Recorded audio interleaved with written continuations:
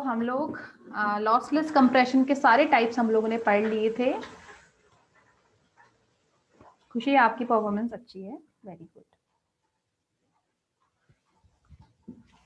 और साथ ही साथ आप देख ही सकते हो मार्क्स के बेस पर कि क्या परफॉर्मेंस है। मल्टीपल चॉइस का तो फिर भी ठीक है कि आपको बेसिक क्वेश्चन थे, पर न्यूमेरिकल भी जिन लोगों ने अटेम्प्ट करके अच्छे मार्क्स लाए हैं वो लोग, क्योंकि एग्जाम में मल्टीपल चॉइस क्वेश्चन नहीं आएंगे, ठीक है। तो ऐसे मत भरोसे रहना कि ये टेस्ट ऐसे चल रहे हैं तो आपका फाइनल एग्जाम भी ऐसा ही है। एग्जाम में आपको सब कुछ एक्सप्लेन करके लिखना है, तो उस हिसाब से तैयारी करो आप।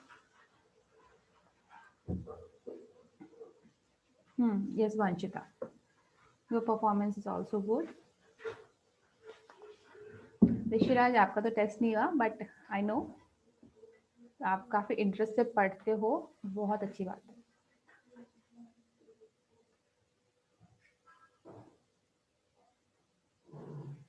चलिए, डेटा कंप्रेशन का एक टाइप हम लोग देख चुके हैं, lossless compression. Now we are starting our second type of compression, that is lossy compression.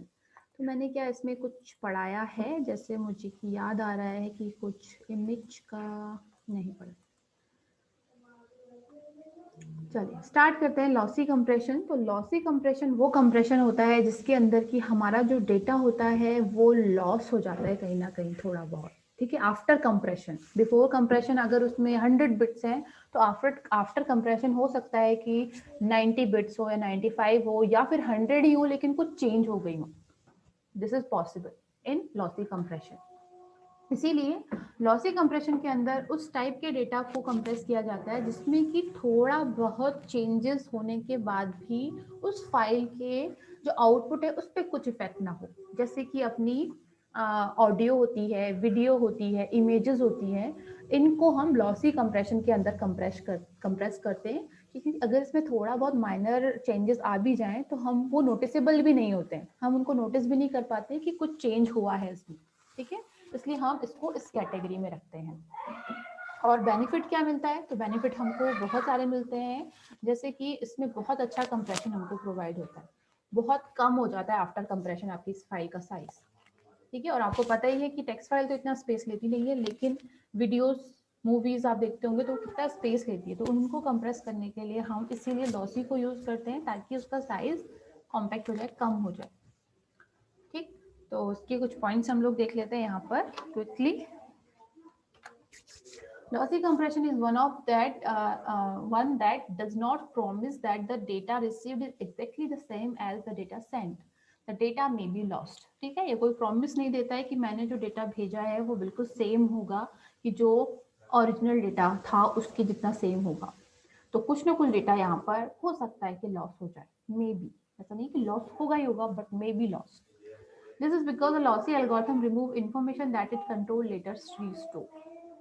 ठीक है, ये क्यों होता है ऐसा? क्योंकि हम जब डेटा को कंप्रेस करते हैं इन लॉसी कंप्रेशन, तो अपने पास उस डेटा को रिकवर करने के लिए जो अपने पास इंफॉर्मेशन होती है वो इतनी सफिशिएंट नहीं होती है कि वो पूरे उस डेटा को रिकवर कर पाए, ठीक।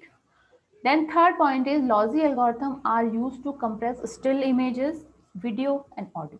ऑडियो, वीडियो और इमेजेस को कंप्रेस करने के काम में आती है हमारी lossy compression. Lossy algorithm typically achieve much better compression ratio than the lossless algorithm. As compared to lossless, lossy ज्यादा compression provide करती है, ठीक है। ये इसका बेसिक सा डायग्राम है।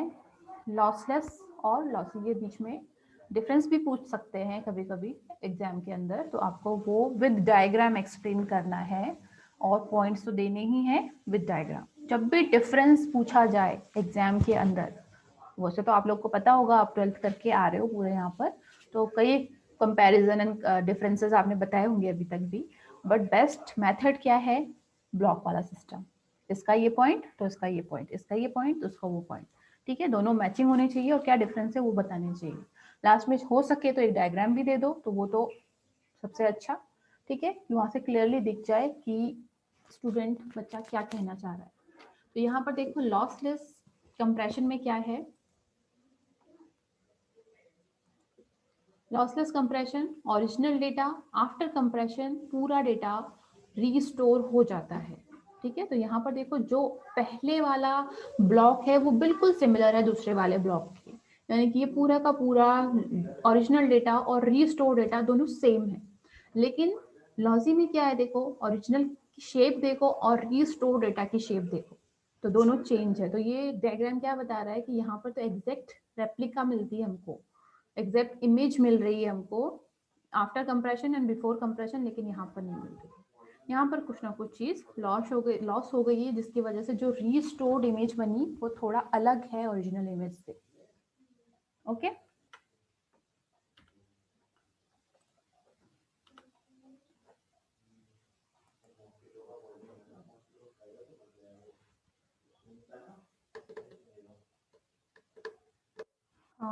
पवन क्या कह रहे हैं आप?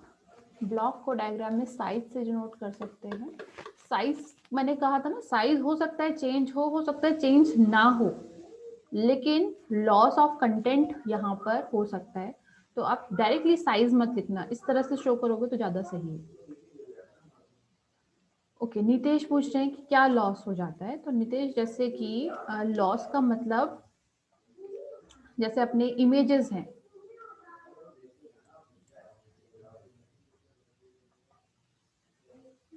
जैसे कि इमेज है, ठीक है, उस इमेज के हर एक पॉइंट पर एक पिक्सल होगा और उस पिक्सल का अपना कुछ पर्टिकुलर कलर होगा। ठीक है, अब हमने क्या किया, लेट सपोज हमने उसको जब कंप्रेस किया तो किसी एक पिक्सल का पर्टिकुलर कलर था उस समय पर ब्लैक, ठीक है, और हमने उस ब्लैक कलर का जो कोड होता है उसके अकॉर्डिंग उसको करेक्टली स्टोर नहीं किया, या हमने उसको कंप्रेशन के टाइम पर उसको लॉस्ट कर दिया कि उसकी एग्जैक्ट वैल्यू क्या थी। तो मैचिंग वैल्यूज भी अगर उसके आसपास भी होती है तो कुछ ग्रे या डार्क ग्रे कलर बनाएगा, लेकिन बनाएगा ऐसा कि हम नोटिस नहीं कर पाएंगे कि ब्लैक है या डार्क ग्रे है। तो इस टाइप का लॉस होता है। ऐसा नहीं है कि इमेज का कुछ पार्ट ही हट जाएगा, सारा पार्ट वही रहेगा, बट जो एकदम एग्जैक्ट इंफॉर्मेशन होती है ना, वो एग्जैक्ट इंफॉर्मेशन वहां पर नहीं आ पाएगी, ये हम चीज लॉस कर देते हैं। कह सकते हैं इसको क्वालिटी का लॉस।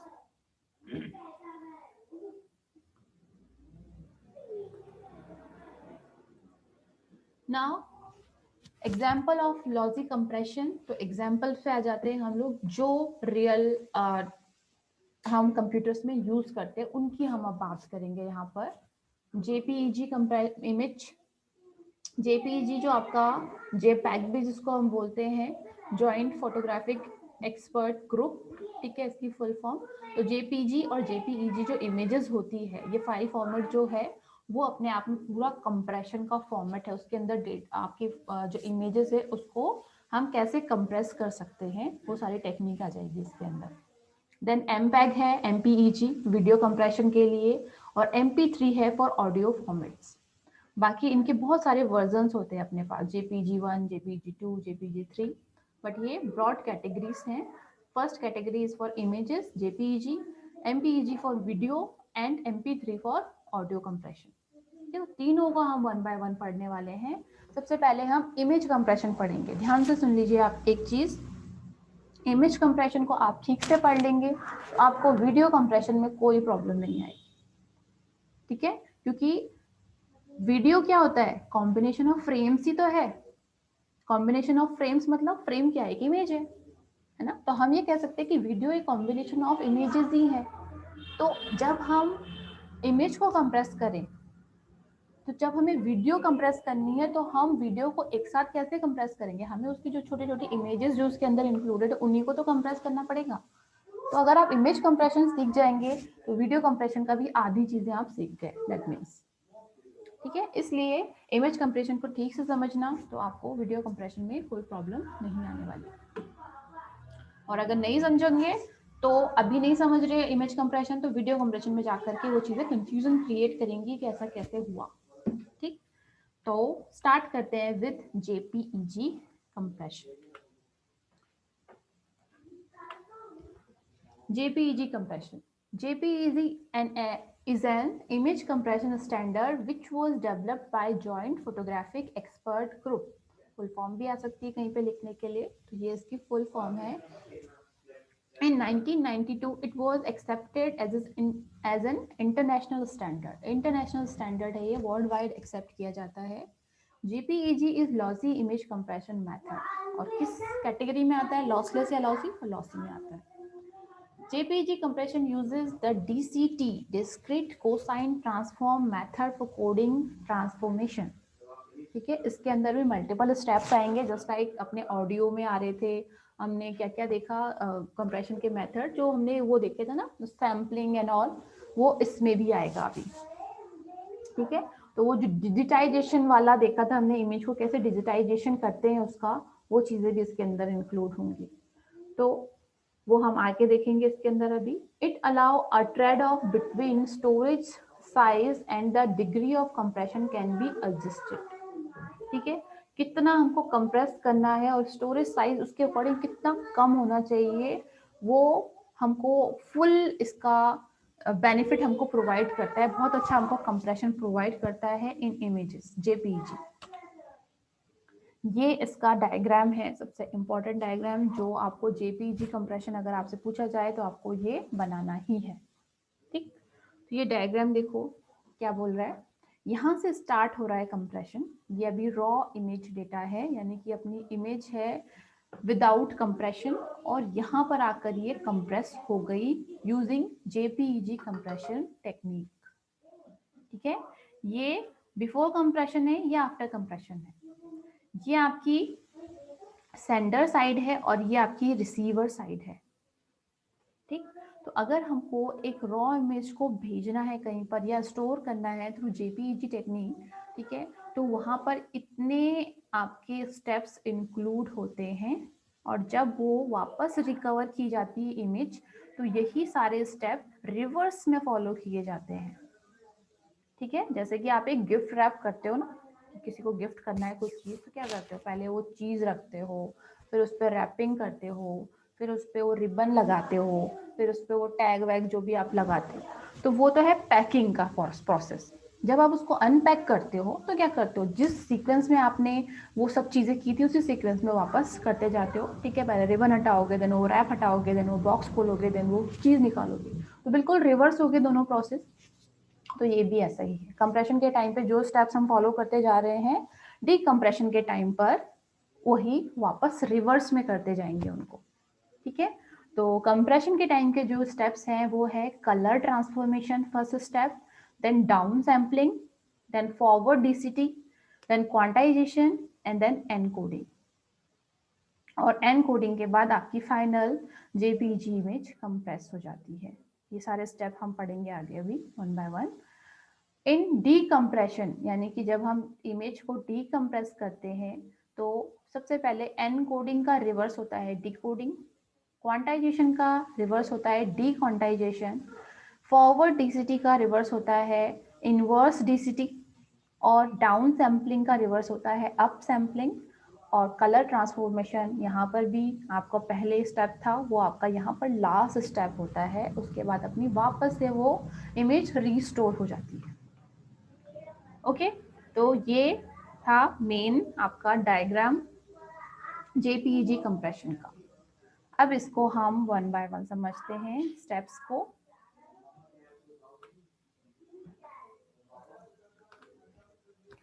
तो सबसे पहले है इसके अंदर स्टेप 1। ठीक, स्टेप 1 के अंदर हम क्या करते हैं, the input image is divided into a small block which having 8 into 8 dimension. This dimension is sum up of 64 units. Each unit of image is called a pixel. ठीक है, इसके अंदर लेट सपोज ये अपनी एक ओरिजिनल इमेज है। ठीक है, तो इस ओरिजिनल इमेज को हम क्या कर देंगे, छोटे छोटे पार्ट्स में डिवाइड कर देंगे। ठीक है, छोटे छोटे पार्ट्स में डिवाइड कर देंगे, और वो पार्ट कितने का होगा, 8 into 8 डायमेंशन का होगा, 8 into 8 पिक्सल ब्लॉक। अब आपको पता है, अगर मैं इस इमेज की बात करूं यहाँ पर, तो इस इमेज के अंदर हर एक पॉइंट पर एक पिक्सल है ना। अब मुझे इसकी कंप्रेशन करना है थ्रू JPEG, तो फर्स्ट स्टेप में क्या करूंगी, इसको वही 8 into 8 के पिक्सल की एक मैट्रिक्स, जैसे कि यहाँ पर किया है, ये जो पर्टिकुलर एक ब्लॉक है ये 8 पिक्सल कॉलम वाइज है और 8 पिक्सल इसमें रो वाइज है, तो दोनों को अगर इंटू कर दे तो कितने बनते हैं, 64 पिक्सल्स एक ब्लॉक के अंदर है। ठीक है, 64 पिक्सल्स एक ब्लॉक के अंदर है, तो ये हम इसमें फर्स्ट स्टेप में इसको डिवाइड कर देते हैं पहले इमेजेस को, क्योंकि हमको फाइनली करना क्या है इमेज कंप्रेशन के अंदर, कि ये जो इमेज है इसके हर एक पॉइंट पर कौन से पिक्सल हैं, उनकी पोजीशन और उनका कलर हमको नोट करना है, ताकि हम जब उस इमेज को दोबारा फॉर्म करने जाएं तो हमको पता हो कि कौन सा कलर कौन सी पोजीशन पे शो करना है। वही तो इमेज होती है ना, image is all about colours, different different जगह पे डिफरेंट डिफरेंट कलर्स हैं और वो पूरा मिलकर के एक इमेज बना रहे हैं। तो उसके लिए पहले हम एक ग्राफ तैयार कर देते हैं, उसको डिवाइड कर देते हैं। अभी हमने नोट कुछ नहीं किया है, पॉइंट कुछ नहीं किया है, भैया हमने सिंपल सा ये बोला कि अपनी इमेज में जितने भी पिक्सल्स हैं उनको 8x8 के छोटे छोटे ब्लॉक्स में डिवाइड कर दो। ठीक, तो ये था अपना स्टेप 1। देन नेक्स्ट चलते हैं हम लोग स्टेप 2। तो इसमें हम क्या कर रहे हैं, JPG uses YCBCR model instead of using the RGB model. So in second step, RGB is converted into YCBCR. वो जो कलर ट्रांसफॉर्मेशन वाला फर्स्ट स्टेप था वो पूरा इसी के अंदर आता है। ठीक है, अब इसमें हम क्या करते हैं, RGB को फॉलो नहीं करता है हमारा JPG जो स्टैंडर्ड है, RGB को फॉलो नहीं करता है, ये YCBNCR को यूज करता है, क्योंकि RGB के अंदर कॉम्बिनेशन में अपने पास बहुत सारे कलर्स बनते हैं, हर एक कलर को स्टोर करोगे तो फाइल का साइज तो अपने आप बढ़ जाएगा। तो यहाँ पर क्या करता है ये, इसका क्रोमिनेंस और ये जो इसका coded blue and coded red और उसकी ब्राइटनेस, इन तीनों चीजों को अलग अलग कर देता है। ठीक है, और इनको इस तरह से स्टोर करता है कि उसको हर एक पर्टिकुलर पिक्सल के कलर को स्टोर करने की जरूरत ना पड़े। तो ये यूज करता है Y for brightness, and CB stand for colour coded blue, and CR stand for coded red. ठीक है, तो coded blue and coded red, इस तरह से 3 कलर्स में पूरी इमेज को डिवाइड कर देता है और उसके अकॉर्डिंग फिर कलर्स को सेव करता है। तो जैसे ये अपना क्या था, यहाँ पर इस इमेज को हमने पूरा 8x8 के पिक्सल में डिवाइड किया था, 8x8 के पिक्सल में डिवाइड किया था। अब हमने यहाँ पर क्या किया, उस 8x8 के पिक्सल को 3 कंपोनेंट में डिवाइड कर दिया कि वहां पर इन तीनों की वैल्यूज क्या क्या है, Y, CB एंड CR की वैल्यू क्या है, उसका सैम्पलिंग फैक्टर क्या है। ठीक, तो ये हो गए 2 स्टेप्स, एंड देन आपका आ जाता है फॉर्मूला इंक्लूड करने वाला step, that is DCT, discrete cosine transformation. ठीक है, तो ये पूरा मैथमेटिकल फॉर्मूला होता है अपना। तो आज मैं 2 ही स्टेप पढ़ाऊंगी, ये वाला स्टेप कल पढ़ेंगे क्योंकि आपने बोला था कि कम पढ़ेंगे इसलिए। ठीक है, अब आपको इसमें कोई भी डाउट है तो आपको पूछ लीजिए, कोई भी डाउट है तो आप पूछ सकते हो इसके अंदर।